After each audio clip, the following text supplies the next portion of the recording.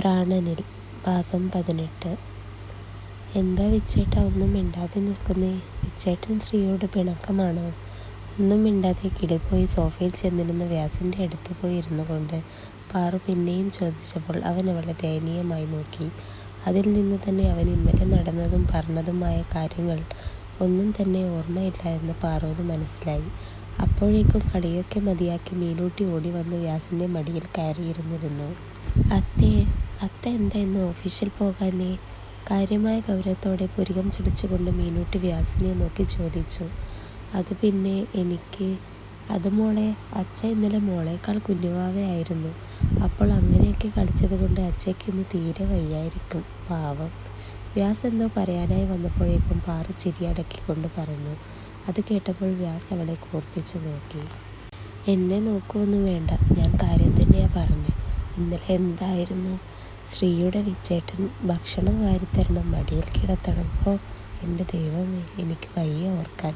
വ്യാസിനെ നോക്കി തലയ്ക്ക് കൂടെ കൈ കൊടുത്തുകൊണ്ട് പാറു പറയുന്നത് കേട്ടപ്പോൾ പിന്നെ അവനൊന്നും പറഞ്ഞില്ല. ഓ ഗോഡ്, ബോധമില്ലാതെ ഞാൻ എന്നേക്കാൾ ബോധമില്ലാത്ത ഇവളോടാണല്ലോ ഓരോന്നും വിളിച്ചു പറഞ്ഞത്. ഇനി ഇതും പറഞ്ഞ് കളിയാക്കിക്കൊണ്ടിരിക്കും കുട്ടി പിശാച്. വ്യാസാത്മ, എന്നെ എത്ര മനസ്സിൽ ചീത്ത പറഞ്ഞിട്ടും കാര്യമില്ല മോനെ വ്യാസ്ദേവ്. ഈ വീണു കിട്ടിയ അവസരം ഞാൻ പാഴാക്കില്ല. പരമാവധി നിങ്ങളെ ഞാൻ ശരിയാക്കും, നോക്കിക്കോ. പാറു ആത്മ, അമ്മ എന്താ പറഞ്ഞത് അത്തേ?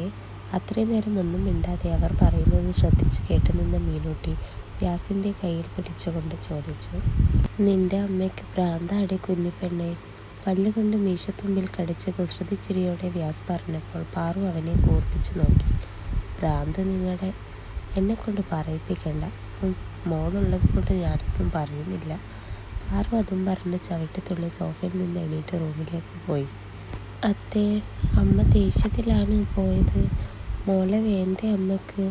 പാറു പതിവിന് വിപരീതമായി മീനൂട്ടിയെ നോക്കുക പോലും ചെയ്യാതെ ദേഷ്യത്തിൽ പോയത് കണ്ടപ്പോൾ മീനൂട്ടി കുഞ്ഞിച്ചുണ്ടുകൾ വിതുമ്പിക്കൊണ്ട് ചോദിച്ചു. ആ സമയം വ്യാസിന് മോളോട് വല്ലാത്തൊരു വാത്സല്യവും സ്നേഹവും തോന്നിപ്പോയി. പാറു വന്ന അന്നു മുതൽ മോളും അവളും തമ്മിലുള്ള ഒരു ബോണ്ട് അവനെ വല്ലാതെ അത്ഭുതപ്പെടുത്തുന്നുണ്ടായിരുന്നു. എൻ്റെ കുഞ്ഞ് കരയണ്ടാട്ടോ. അമ്മ അച്ഛയോട് ദേഷ്യപ്പെട്ടു പോയതാ, അല്ലാതെ മോളോട് പിണക്കമല്ല. വാ, നമുക്ക് അമ്മയുടെ ദേഷ്യം മാറ്റാലോ. വ്യാസ് അത് പറഞ്ഞപ്പോൾ മീനൂട്ടി അവനെ നോക്കി തലയാട്ടി. അത് കണ്ടപ്പോൾ അവൻ ചിരിച്ചുകൊണ്ട് മോളെയും എടുത്ത് പാറുവിൻ്റെ അരികിലേക്ക് നടന്നു. അപ്പോൾ പാറു ബെഡിൽ പോയി കിടക്കുകയായിരുന്നു. അത് കണ്ടപ്പോൾ വ്യാസും മീനൂട്ടിയും പരസ്പരം നോക്കി ഒരു കള്ളച്ചിരിയോടെ അവൾക്കരികിൽ ചെന്നു. ഇതേസമയം സൂര്യയുമായി സംസാരിക്കുകയാണ് അജു. അന്ന് ബീച്ചിൽ പോയി വന്നതിന് ശേഷം പിന്നെ ഇപ്പോഴാണ് അജു അവളെ വിളിക്കുന്നത്.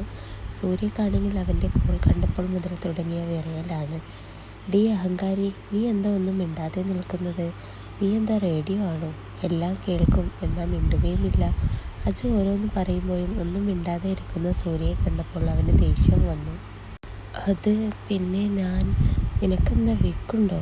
സൂര്യയുടെ വിറച്ചുകൊണ്ടുള്ള സംസാരം കേട്ടപ്പോൾ അജു കള്ള ഗൗരവത്തോടെ ചോദിച്ചു. അതില്ല അജുവേട്ടാ, ഞാൻ എന്താ പറയേണ്ടത് എന്ന് അറിയാനിട്ടാ ഒന്നും പറയാത്തത്. സൂര്യ പരുങ്ങളോടെ പറഞ്ഞപ്പോൾ മറുവശത്തു നിന്നും അജുവിൻ്റെ ചുണ്ടിൽ ഒരു കള്ളച്ചിരി വിരിഞ്ഞു. ഓ അങ്ങനെയാണോ സൂര്യ, നിന്നെ ഞാൻ ഒരുപാട് മിസ് ചെയ്യുന്നുണ്ടടാ, ഞാനങ്ങ് വരട്ടെ? അജുവിൻ്റെ ആസ്ഥാനത്തുള്ള ചോദ്യം കേട്ടപ്പോൾ സൂര്യ ഞെട്ടിത്തരിച്ച് നിന്നുപോയി. അവനെ കാണാൻ അവൾക്കും ആഗ്രഹമുണ്ടെങ്കിലും അവൻ ഇവിടേക്ക് വരുമല്ലോ എന്ന ഓർമ്മ അവളിലാകെ വിറയൽ സൃഷ്ടിച്ചു. നീ എന്താ സൂര്യ ഒന്നും മിണ്ടാതെ നിൽക്കുന്നത്? ഞാൻ അങ്ങോട്ട് വരട്ടേടാ?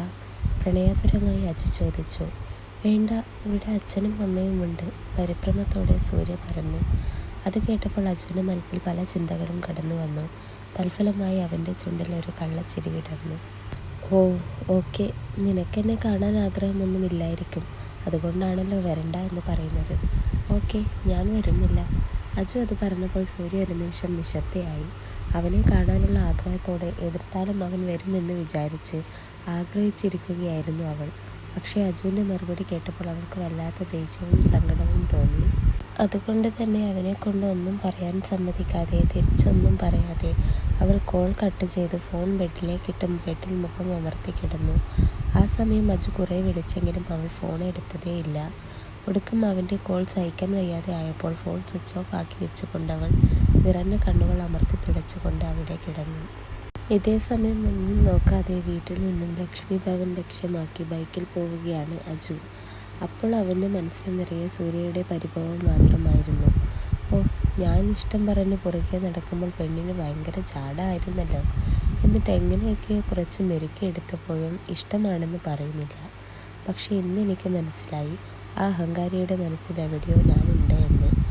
ആ ഒരു ഉണ്ടാവലിനെ പ്രണയമാക്കി മാറ്റിയെടുത്തിട്ട് ഈ അർജുനന് തിരിച്ചു പോകും. ഇത് സത്യം സത്യം സത്യം. അജു ആത്മ. അതും ചിന്തിച്ചുകൊണ്ട് അവൻ നേരെ സൂര്യയുടെ വീടിന് മുന്നിൽ വണ്ടി കൊണ്ട് നിർത്തിയപ്പോഴാണ് മുന്നിൽ അവനെ നോക്കി നിൽക്കുന്ന മാധവനെ കണ്ടത്. അപ്പോഴാണ് ചെക്കന് ബോധം വന്നതും. ഈശോയെ, അമ്മായിയപ്പൻ, ഇനി ഞാൻ എന്തു പറയും? ഇവിടെ വന്നത് എന്തിനാണ് എന്ന് ചോദിച്ചാൽ ഷോ, എന്താ ഒരു വഴി? ബൈക്കിൽ നിന്നിറങ്ങി ഉമ്മറത്തേക്ക് നടക്കുന്നതിനിടയിൽ അച്ചു ആലോചിച്ചു കൊണ്ടിരുന്നു. എന്താ മോനെ വന്നത്? പാറുമോൾക്ക് കുഴപ്പമെന്തെങ്കിലും? മാധവൻ വ്യാകുലതയോടെ ചോദിച്ചു. അത് ഏട്ടത്തി അമ്മയ്ക്ക് കുഴപ്പമൊന്നുമില്ല, സുഖമായിരിക്കുന്നു. പിന്നെ പിന്നെ ഞാൻ വന്നത് സൂര്യയുടെ കയ്യിൽ ഏട്ടത്തിയുടെ കുറച്ച് സാധനങ്ങളുണ്ട്, അത് വാങ്ങാൻ വേണ്ടി വന്നതാ ഞാൻ. അജു പെട്ടെന്ന് വായിൽ തോന്നിയ കള്ളം പറഞ്ഞു.